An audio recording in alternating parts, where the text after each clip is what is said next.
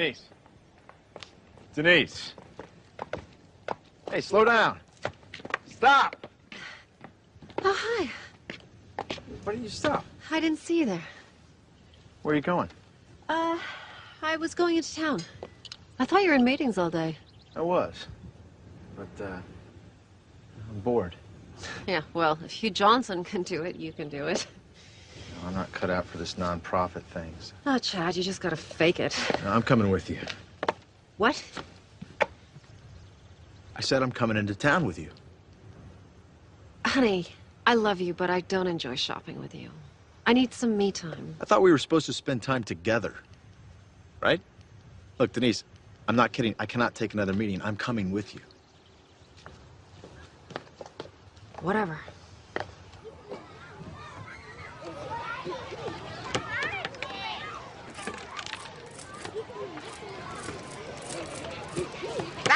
Hey! Guys! Stop it! Take it over there or you're gonna lose the water guns. Oh, they got you all wet. Oh, it's no big deal. It's just water. Water is soft. Don't give it another thought. It's great. I am so sorry. Don't be sorry. I got 8 kids of my own. I've got grandchildren. You know, these things happen. Things get messy once in a while. It's fun. Well, thank you. That makes me feel a little bit better. I always see it as an opportunity to sort of practice what I call non-interference. Oh, I wish I could do that. Oh, you can. Of course you can. Really? I mean, I'm their mother. Isn't that a little irresponsible? I don't see it as irresponsible at all. I think parenting is not about having children lean on you. It's about making leaning unnecessary. Yeah, they've got a compass. Let them follow their own compass. What would I do with myself if I wasn't interfering? Oh, I don't know. Do you ever think about music or art or something like that? How'd you know? Know what? Nothing. Thank you. It was really, really nice talking to you. Well, you too. God bless you. Namaste. Namaste. All right, guys, come on. Time for lunch. I don't want to eat. Me either. Dad, before the ants eat 'em. Just come and eat when you're hungry. I'm thirsty.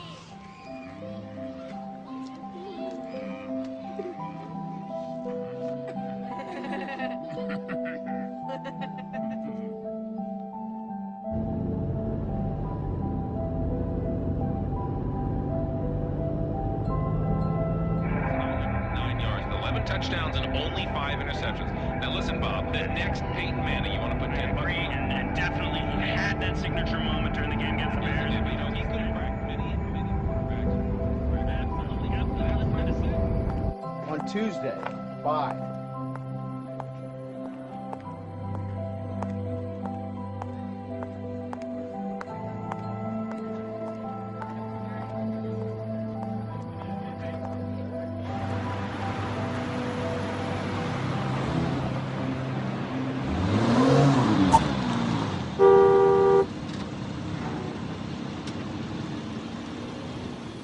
I think I'll return that dress. The one you just bought? The red one. I waited 45 minutes for you to decide if you were going to buy that. I don't think I like it. Then why'd you buy it? Actually, I think I already have it. It took you an hour to buy a dress that you already have. This is exactly why you shouldn't come shopping with me. Oh, I've got an idea. How about if we just not talk to each other at all?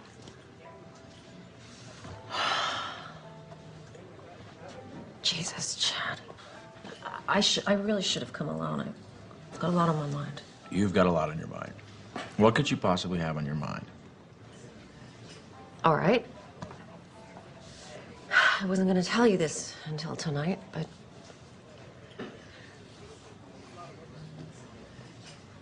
What?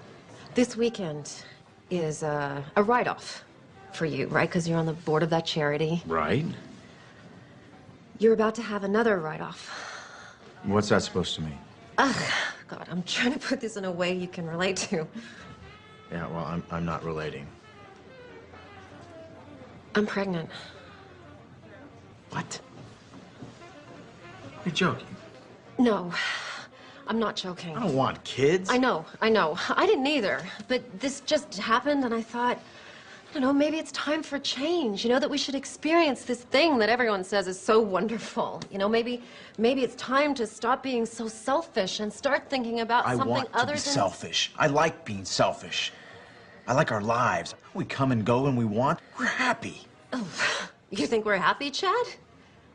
I don't know if we're happy. I mean, God, you're always at work. We never see each other anymore. I'm always at work because I need to buy you the things that you want, Denise. Cars, clothes, houses, everything you want. But still, it's not enough to make you happy. Please, keep it down.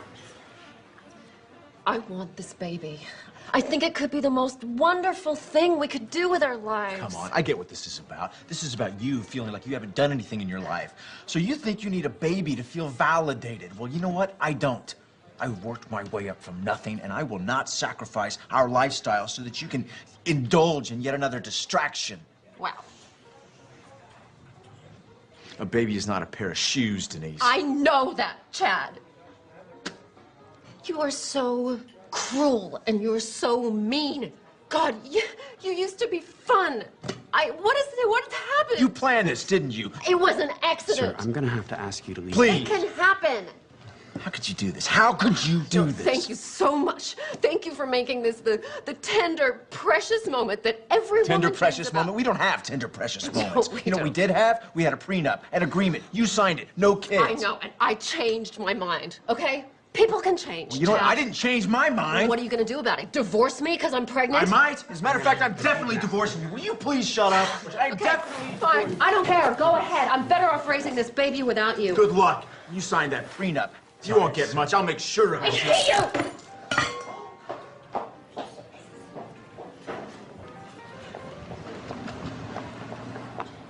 Sir, I'm fine. I still need I'm you. fine. Sir, I am still gonna have to ask you to leave. Oh, I'm leaving. Don't worry about paying. No, I am definitely paying for this meal. Please, sir, it's not necessary. Oh, she's got my wallet. Hey! You took my wallet, you kleptomaniac! You left her in the room, you moron! I'm calling my lawyer. I'm calling my lawyer right Oh, now. really? How are you gonna do that without your precious phone? Hey, come back! Come back!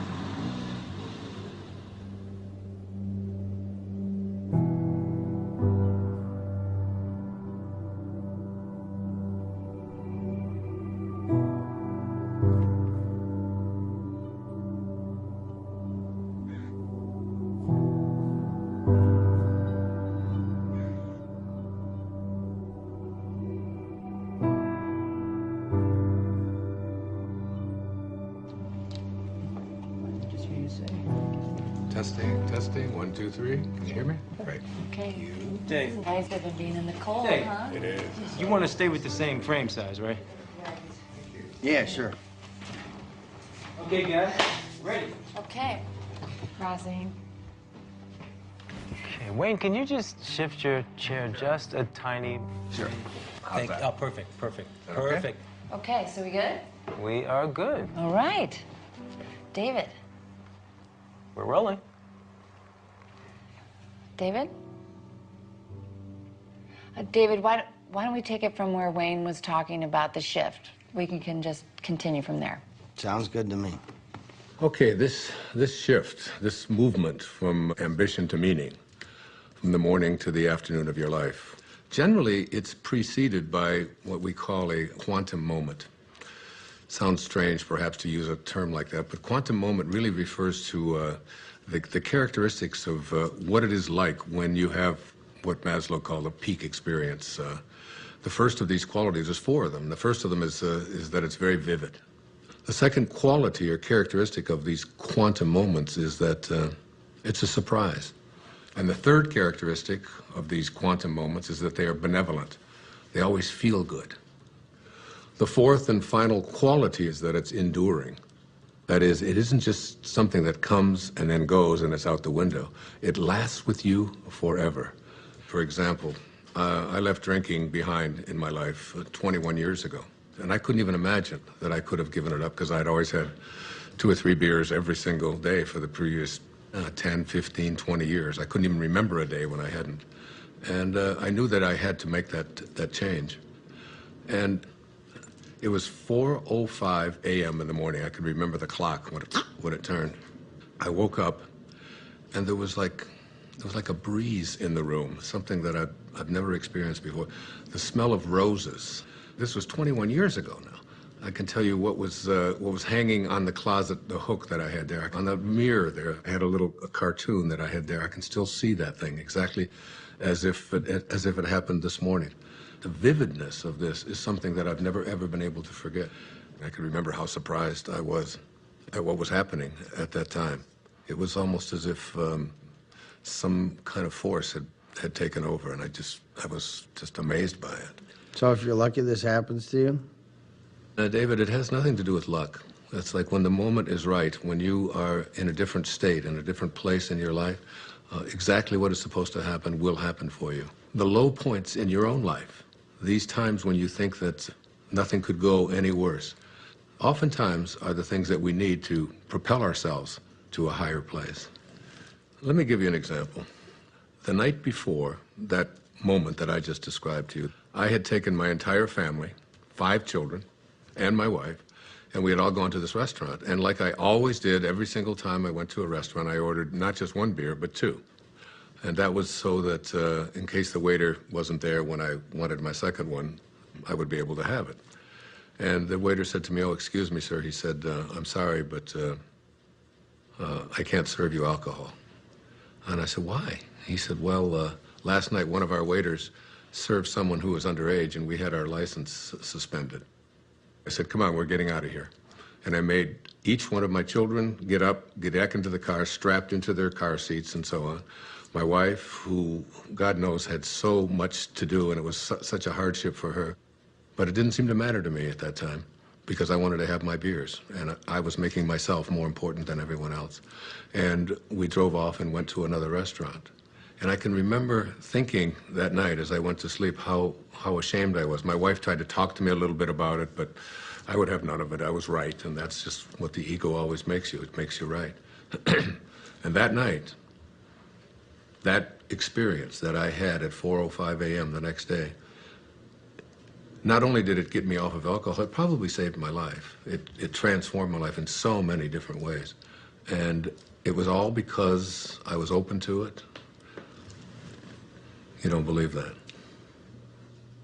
It sounds like more sitting around until some sort of epiphany comes to you.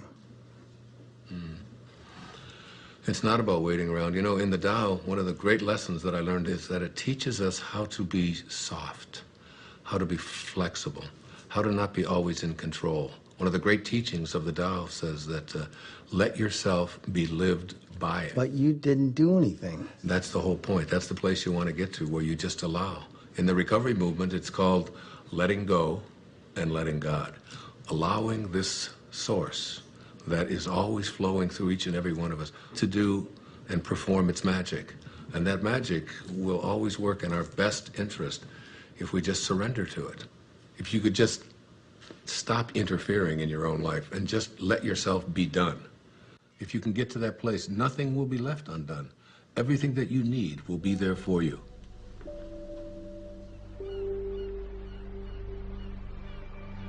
It's mysterious for most of us because we believe that we're the ones who have to do everything. Isn't it interesting that you had everything you needed in the first 9 months? Why isn't that true for the next 90 years? Because we interfere. When I was 19 years old, I was in the United States Navy and as an enlisted man. And I was given my assignment to join the aircraft carrier, the USS Ranger. And it was on deployment in Yokosuka, Japan. So I boarded a refrigerator ship, the USS Vega, in Alameda, California. And just as I was getting on that ship to take my 29-day voyage across the Pacific Ocean, my Uncle Bill Volek, who was a school teacher in Hayward, California, handed me a copy of a book. And the book was a collection of short stories written by Leo Tolstoy. He wrote not just great novels and great stories, but great spiritual literature.